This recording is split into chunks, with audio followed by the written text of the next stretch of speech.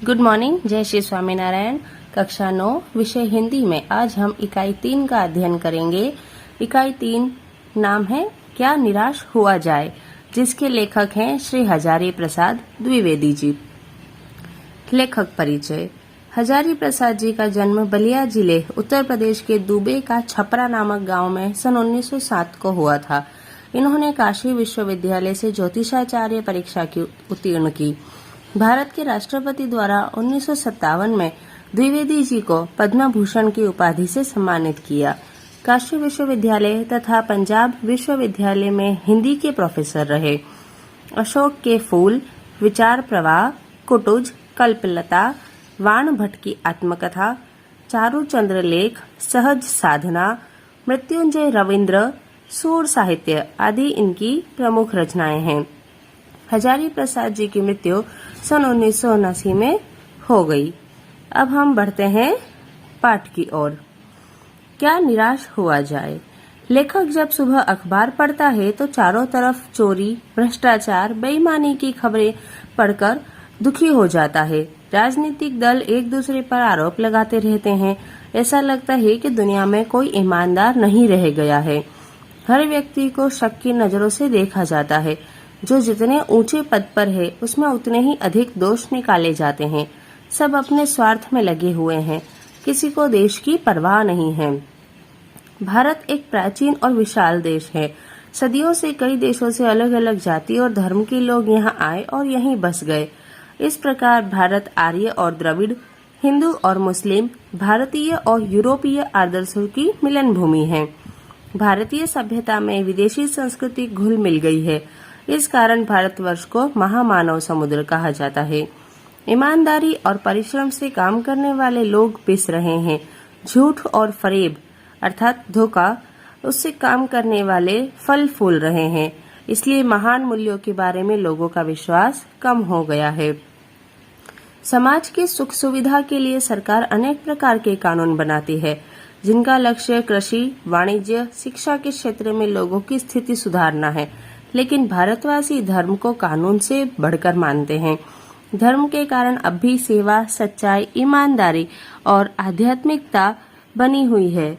धर्म की वजह से ही लोग चोरी और झूठ को गलत समझते हैं। धर्म के कारण ही लोग एक दूसरे को पीड़ा पहुंचाना पाप समझते हैं।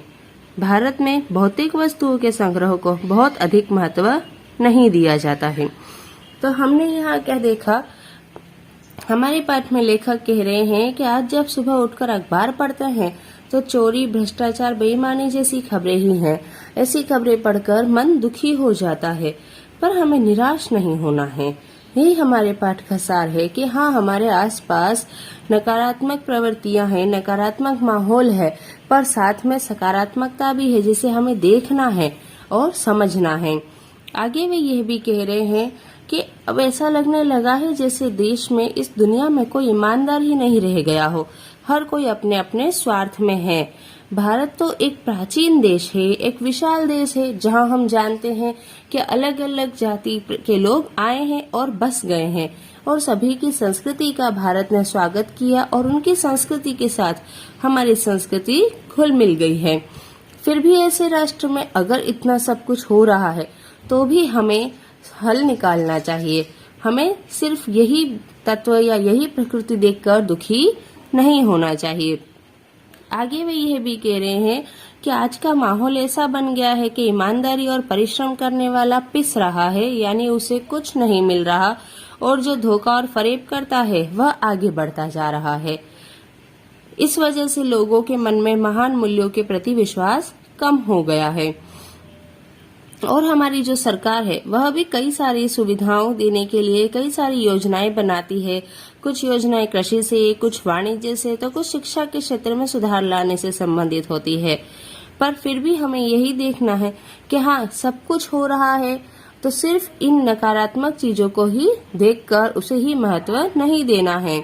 हम भारतवासी हैं, हम धर्म को अधिक महत्व देते हैं, इसलिए हमें उसे ही आगे बढ़ाना है। आगे वे यह भी कह रहे हैं कि भले ही झूठ, फरेब, धोखेबाजी ये हमारे आसपास है, लेकिन हम आज भी जानते हैं कि लोग ये मान रहे हैं कि झूठ और पाप और चोरी गलत है। वह अधर्म है। और आज भी लोग भौतिक वस्तुओं का संग्रह को बहुत अधिक महत्व नहीं दे रहे हैं।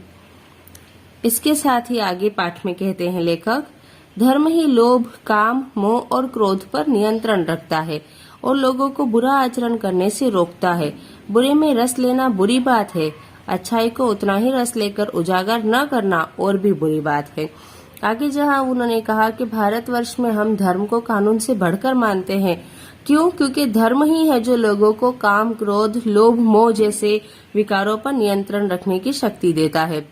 धर्म ही है जो लोगों के आचरण में सुधार लाता है।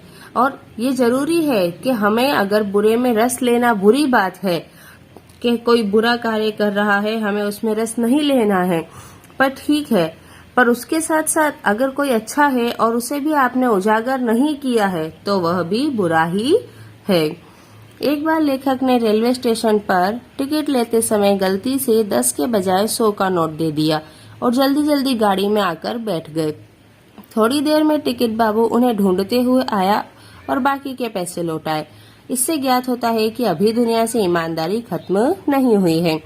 आगे लेखक ने अपने साथ घटित हुई एक घटना का वर्णन किया, जिसमें वे कह रहे हैं कि रेलवे स्टेशन पर टिकट लेते समय उन्होंने गलती से 100 का नोट दे दिया था और फिर वे ट्रेन में आकर बैठ गए, पर टिकट बाबू उनके बाकी बचे हुए पैसे उन्हें लौटाने वहां तक आते हैं, जिससे पता चलता है कि दुनिया में ईमानदारी अभी भी खत्म नहीं हुई है। आगे वे दूसरी घटना भी बताते हैं। एक दूसरी घटना का उल्लेख करते हुए लेखक बताते हैं कि एक बार वे अपने परिवार के साथ बस में यात्रा कर रहे थे। रात 10 बजे करीब बस एक सुनसान जगह पर खराब हो गई। कंडक्टर बस के ऊपर से एक साइकिल उतारकर कहीं चला गया।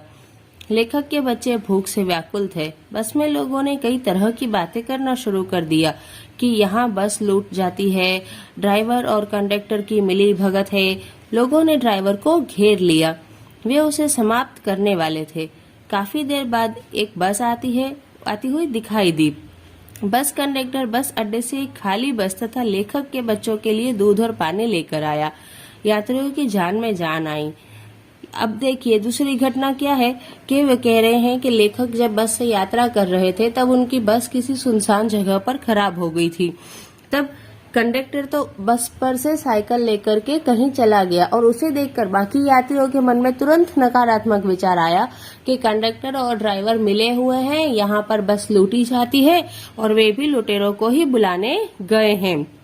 पर किसी ने कुछ अच्छा नहीं सोचा। यानी हम क्या कहते हैं कि हमारे आसपास की जो दुख की खबरें हम पढ़ रहे हैं वे कहीं ना कहीं हमें पूरा बांध रही है, पर हमें निराश नहीं होना है। हमें पता है कि नहीं, हमारे साथ अच्छा भी हो सकता है और यही विचार रखना है। और आगे देखिए होता भी ऐसा ही है कि वह कंडक्टर खाली बस लेकर आता है और साथ में दूध और पानी भी लेकर आता है। खाली बस और कंडक्टर को वापस आया देख करके यात्रियों की जान में जान आ जाती है कि हाँ, अब हम बच गए हैं। यानी यहाँ पर भी पता चलता है कि हर जगह धोखा नहीं होता है। हम अपने जीवन में बहुत धोखा खाते हैं, लेकिन हमारे साथ कई ऐसी घटनाएं भी हैं जब लोगों ने अकारण हमारी सहायता भी की है।